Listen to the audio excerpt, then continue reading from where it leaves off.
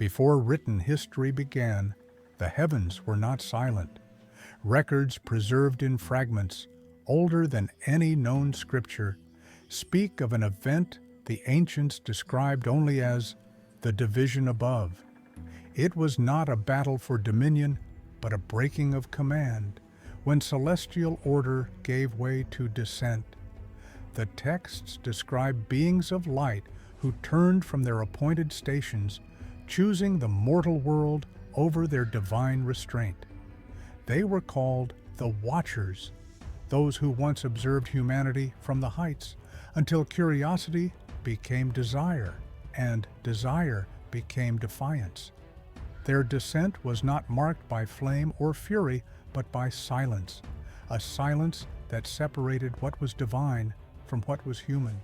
And from that silence came consequence, the union of heaven's power and earth's frailty.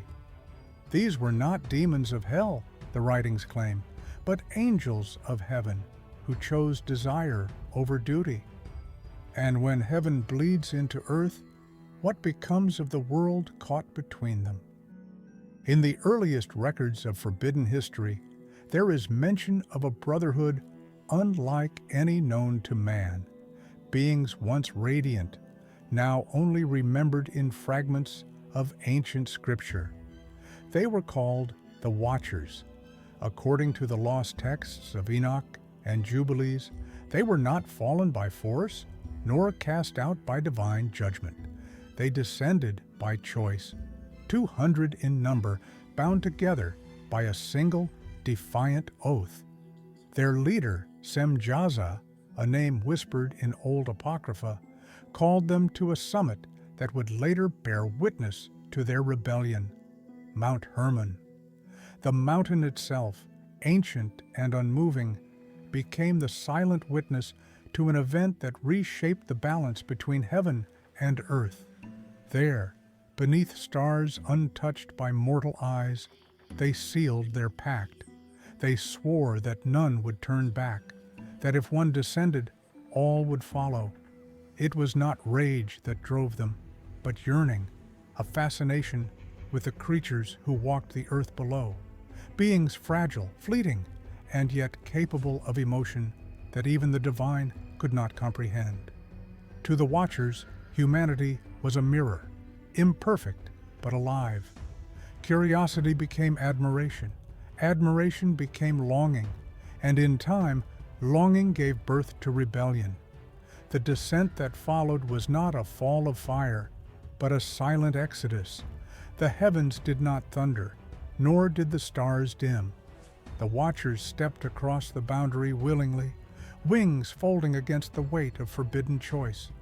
And when they set foot upon the earth, the order of creation was quietly broken. The texts describe what came next with both awe and dread. Semjaza and his brethren began to teach humanity what had once been reserved for the divine. They revealed the art of shaping metal from stone, the secret of weapons and adornments alike. They taught the knowledge of the stars, how to read their movements, how to trace the signs that mark fate itself. They shared enchantments, rituals that could bend unseen forces toward human will.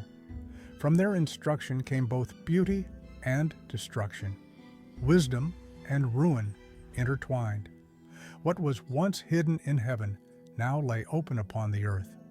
Civilizations rose upon this foundation of forbidden knowledge, unaware of the cost it carried. The Watchers had given humanity the gift of insight, but in doing so, they had kindled a flame that could not be contained. The ancient chronicles grow fragmented after this point, written as if the scribes themselves feared what they recorded. They speak of the Watchers growing attached to mortal life, taking human form, walking among those they once observed. Their power mingled with human frailty, and from that mingling, new and monstrous lineages were born. The world was no longer as it had been, and, so it was said, the light they brought illuminated mankind. but burned the hands that received it. For in giving humanity the knowledge of the divine, the Watchers had unknowingly given birth to its first corruption. From the forbidden union of heaven and earth, something monstrous was born. The texts describe them not as legends, but as consequences, the offspring of angels who defied the divine order, and the mortal women who bore their children.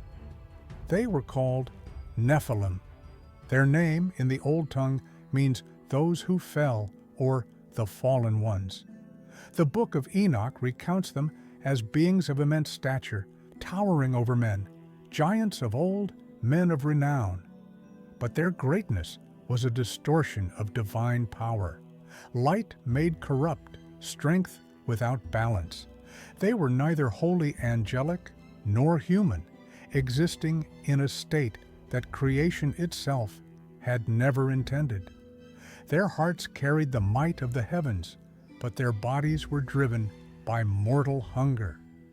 In the earliest fragments of ancient Hebrew and Mesopotamian lore, these beings are described as kings who ruled with unnatural authority, their shadows stretching across lands that would one day be swallowed by myth. They built cities of impossible size, temples of stone so vast that their ruins still defy explanation. And yet behind the majesty there lingered the stench of ruin. The Nephilim hungered not merely for power, but for life itself. The Chronicles claim they consumed all that the earth could give, beasts, crops, and eventually mankind. When sustenance failed, their wrath turned upon the very soil that bore them. Rivers dried where they walked, forests turned to ash beneath their feet. Humanity, once blessed by knowledge, now trembled beneath its own creation. Some traditions paint them as kings and heroes, mighty warriors who brought civilization to the early world. Others speak of them as devourers, cursed beings whose voices echoed across valleys like thunder, whose eyes glowed with the embers of their divine ancestry. Their dual nature made them objects of both worship and terror. In Sumerian parallels, they appear as demigods, part divine, part doomed, beings who defied the boundary between heaven and earth and paid the price in blood. Archaeological legends from the Levant tell of ruins buried beneath layers of silt and stone, entire cities drowned beneath sudden floods or swallowed by fire from the skies. Each tale ends the same way. Civilization rises upon forbidden power and collapses beneath its weight. It was said that the Nephilim became symbols of divine error, reminders that even the heavens could falter. To some, they were living proof that perfection, when mingled with desire, breeds corruption. The old texts describe their cries, a sound that shook the earth. Their hunger was endless, their dominion absolute. And when the world could bear no more, the Chronicles say the land itself began to revolt. The mountains groaned, the seas churned, and the heavens, once silent, turned their gaze back toward the earth. The book of Enoch closes this chapter with a warning that still chills the page. When the earth cried out beneath their hunger, the heavens answered, not with mercy, but with war. The ancient texts describe it as the Great Purge, the day the divine host descended to reclaim a world drowned in its own corruption. It marked the end of the First Age, when the earth was forced to atone for what the Watchers had begun. From the high firmament came the command.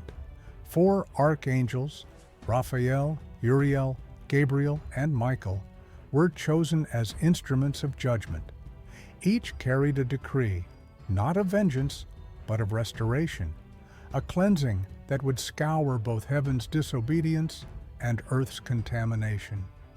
Raphael was sent to bind Azazel, the great corrupter, whose teachings had twisted the hearts of men toward blood and metal.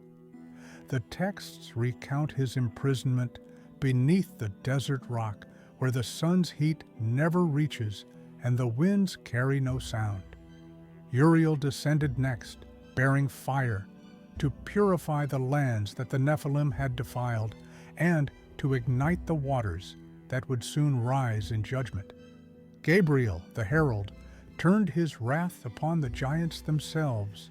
His voice, it is said, became the storm that broke the mountains, his command, the silence that followed their fall. And Michael, commander of the host, descended last to strike the watchers who had led mankind astray. The rebellion ended not with battle, but with surrender. The watchers, those who had once illuminated the world with forbidden wisdom, were cast into Tartarus, a place older than the pit, deeper than death. Chained beneath the mountains in eternal darkness, they were left to remember the light they had abandoned. The texts call it the prison of stars beneath the earth, a realm where even time does not pass, and no voice can reach the Creator's ear. Above them, the heavens released their judgment. Rain fell, not as mercy, but as cleansing. The earth convulsed as the seas rose, swallowing the monuments of the Nephilim, their citadels, their altars, their names. What the sword did not destroy, the waters erased, and yet not entirely. The Nephilim perished in flesh, but not in essence.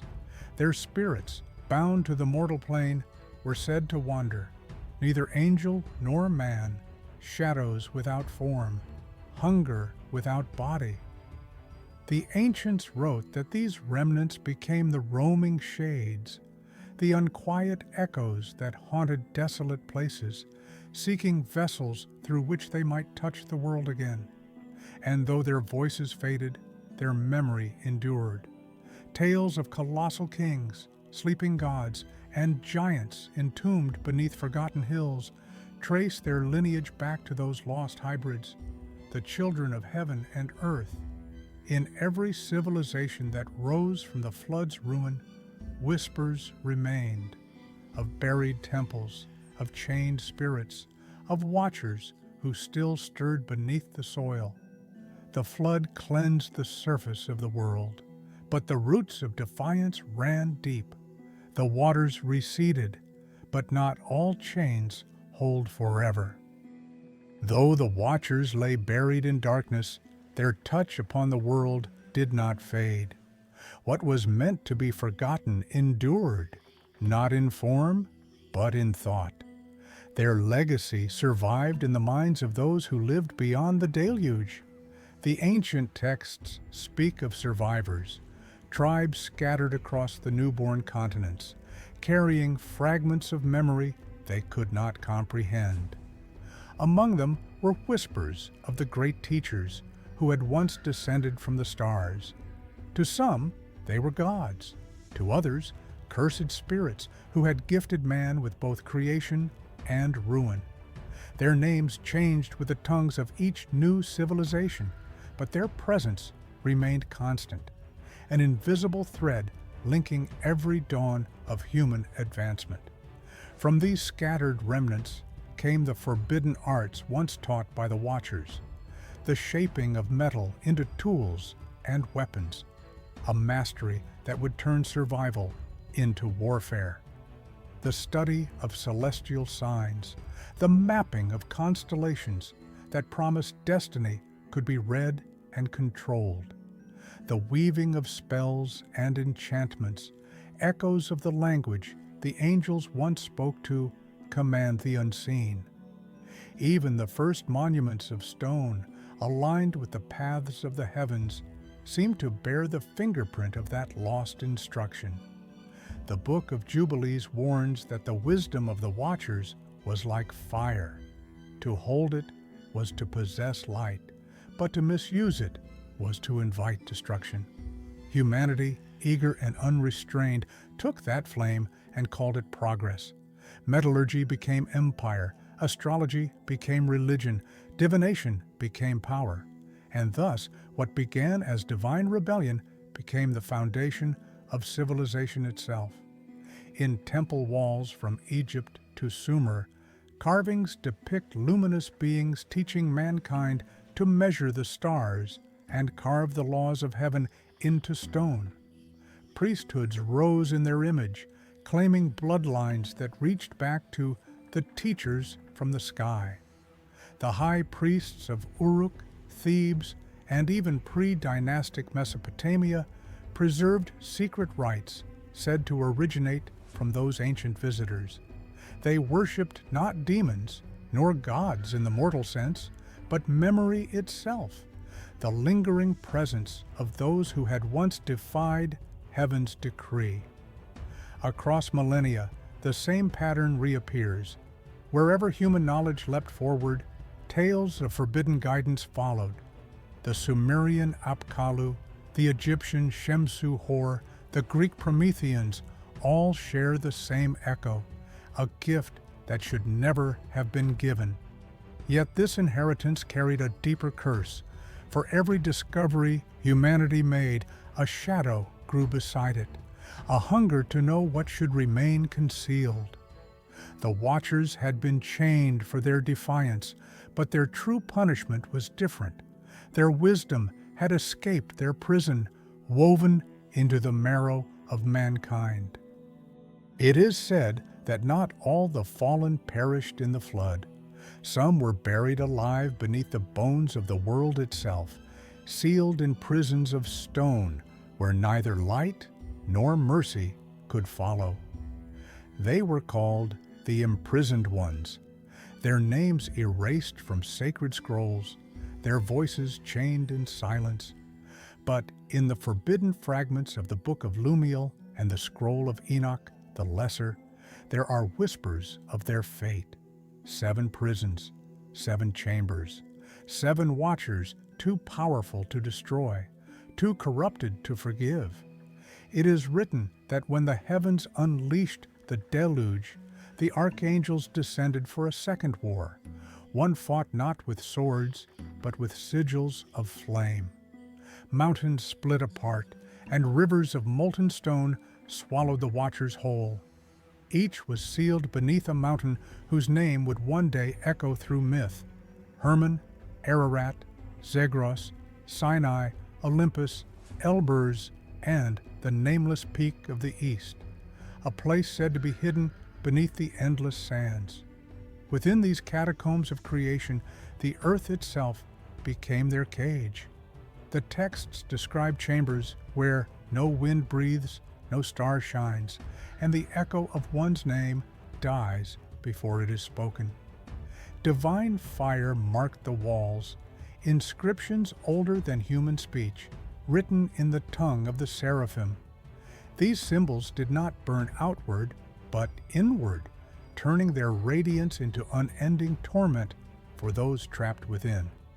Some say each prison was guarded by an element of divine order: fire, wind, water, and stone, and that the last 3 were guarded by forces beyond comprehension: time, silence, and memory.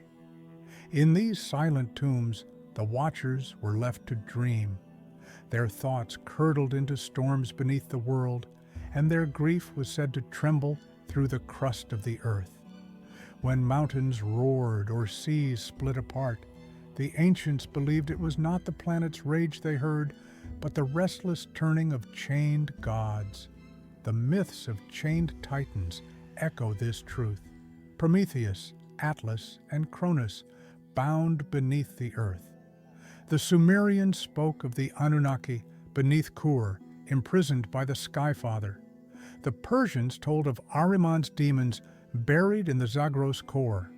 Even the Norse sagas spoke of Loki's trembling bonds, each legend a distorted reflection of the same cosmic punishment.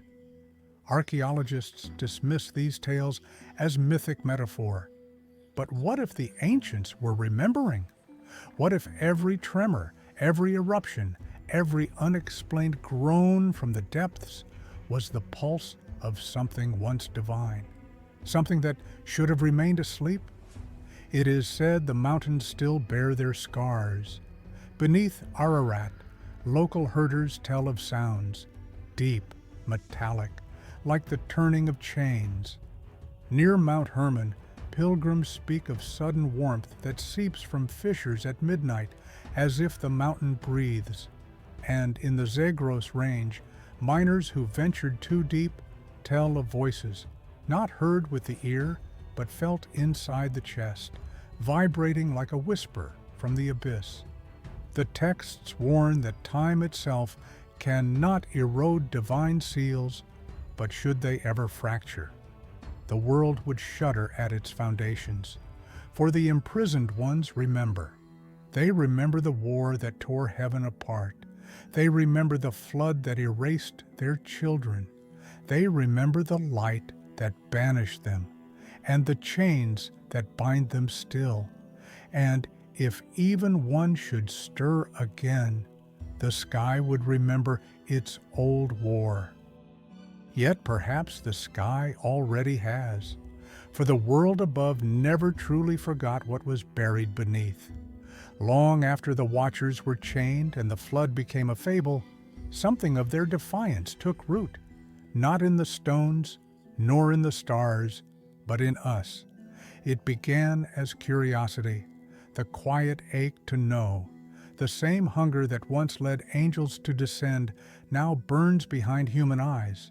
Civilizations rose from mud and shadow, building towers that reached for the heavens, forging weapons that could wound the sky itself. We learned to tear apart the atom, to measure the soul, to speak in numbers older than creation. And though we name it progress, the old texts would call it remembrance, the echo of the first rebellion. The Watchers' lesson did not die with their fall, it evolved. They sought to understand what was forbidden, and humanity, their unwilling heir, has done the same. We decipher stars to foretell our fate. We manipulate life, mold flesh, whisper to machines. Each discovery a quiet rebellion, each invention a spark from an ancient fire. In the ruins of every lost empire, the same pattern repeats. Knowledge becomes ambition, ambition becomes pride, and pride calls forth the flood again, not of water, but of consequence. The shadow of their defiance lingers in every human creation, disguised as genius, worshipped as enlightenment. But what if that hunger was never ours to begin with? What if the Watcher's legacy lives on, not as myth, but as inheritance? A seed planted deep within the human spirit, whispering always, reach higher, go further, become as gods. And each time we obey that whisper, the sky trembles, just slightly. The ancient chroniclers warned that the war between heaven and earth was never won, only delayed. For rebellion is not merely an act, but a cycle. It begins with envy and ends with ruin. In every attempt to ascend beyond our limits lies the shadow of that first descent. And as we build, create, and conquer, we edge closer to the same precipice the Watchers fell from, not through wings of light, but through wires, circuits, and the illusions of control. If heaven's rebellion began with envy of man, will mankind's end begin with envy of heaven? For more chronicles buried in myth and shadow, subscribe and return to the forbidden pages of history.